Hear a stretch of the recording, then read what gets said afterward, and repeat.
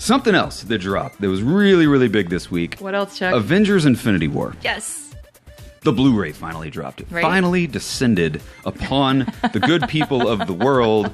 And one of the coolest things about the Blu-ray for Infinity War was the director's commentary. Right? Man. I usually don't watch director's commentaries, but I wanted to watch this one. I heard it was really good. The Russo Brothers kind of talk throughout the entire movie, and they tell you all the fun little nerd nuggets and Easter eggs that are in the movie. Right.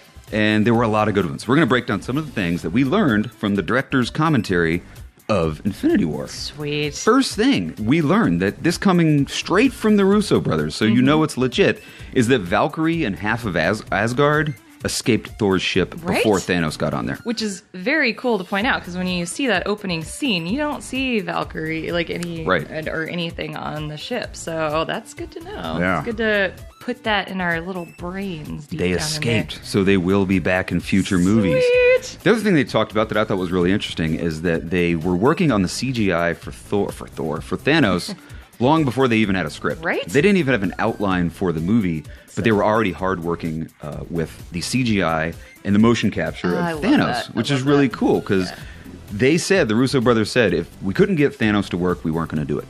So apparently they did. Sense. They got it to work because obviously they made the movie and it looked phenomenal. It's just interesting to know that they were working on it long before they even had an outline for the film. What's also really kind of cool is that this commentary was obviously done after the next Infinity War movie was already shot and in the can. So good point. Kind of neat. Good point. Another really cool thing is that the original script for Infinity War had Thanos destroying Xandar. Yeah. That was going to be in the movie. I know. See, which everybody thought that was going to be in the movie. Yep. Like I just assumed they were going to kick off the movie with the destruction of Xandar. That's how he was going to get the purple Power Stone. But obviously that wasn't in the film at all. It started out on the Asgardian ship. And could you imagine how long that movie would have been if they did put that in there? I know. It would have been a 3.5 hour movie. 15 minutes. Yeah. Also, a lot of fans out there have been wondering, did Thanos wait so long to collect the Infinity Stones? Well, according to the Russo brothers, the reason Thanos didn't start his quest earlier, like 100 years earlier, was because he didn't know the location of the Soul Stone. That makes sense. Which is really, really interesting, because it wasn't until he kind of kidnapped Nebula and started poking around in her brain and found out that Gamora knows where the Soul Stone is. That's when he was like, okay, now I can do it. Now I can begin my quest. Because there's no point in doing the quest if you don't know where all the Infinity Stones are. Right, because he knows that as soon as he starts collecting these, it's going to spark some like news around the world that he's doing this, and so he's not going to be able to hold on to him for long. So once he starts collecting them, he's got to get every single one. Because you remember right in the away. movie, he didn't have all the stones, and the Avengers damn near, if it weren't for Star-Lord, they damn near would have beat him. Stupid Star-Lord. So he waited. He waited till he knew where they all were before he begun his quest. I thought that was super duper interesting. Makes sense. Another really interesting point is Avengers 4. Infinity War 2 is going to be very Captain America heavy. Yeah. The Russo brothers said this is going to be a Captain America story.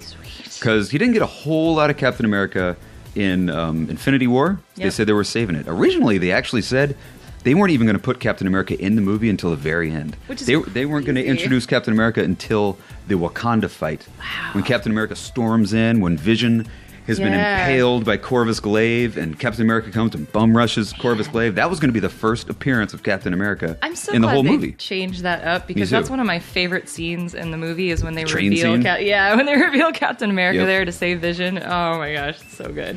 Another really important fan nugget at the end, when everybody thought that when Thanos is after the snap, when Thanos is talking to baby Gamora, everybody's like, "Oh, she's in the Soul Stone. Look how orange it is. Look how yellow it is. She's in the Soul Stone." According to the Russo brothers, that is not the case. Nope. That is not Gamora. According to the Russo brothers, Gamora is dead. Wow. That is just a fever dream that Thanos is having. That's his own brain. He's kind of speaking to the spirit of Gamora in his own head. He's having a kind of a panic fever dream post-snap. So Gamora's dead, according to the Russo brothers. Oh no! That was not her in the Soul Stone. I thought that was huge. I know, that is huge. And speaking of Thanos, last but not least, the big thing that I thought was so awesome was that it's confirmed after the snap, the snap permanently damaged the Infinity Gauntlet and permanently damaged Thanos. Yeah, that's very interesting. That's very interesting, because that means that Infinity 4, Thanos is going to be weaker. He's going to be way easier to to take on. Yep. He's the Gauntlet's going to be all but destroyed. Right. He's not going to be able to just snap again. That was awesome. Russo Brothers said it's permanently damaged. Yep. Thanos. Permanently. So what are they going to do? They're probably going to go back to Nivelier. And because, you saw that mold. You saw the mold for the Gauntlet. So they could make another one. Another one, yeah. Exactly. Nivelier. Yes, that place. So that's what you got. If you haven't picked up the Infinity War Blu-ray, check it out.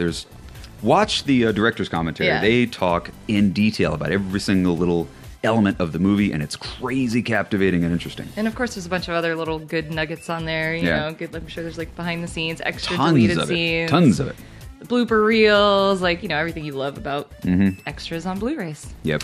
So check it out, Infinity War for sure. On to this week's comic book reviews. Comic book reviews. Huge week for comics.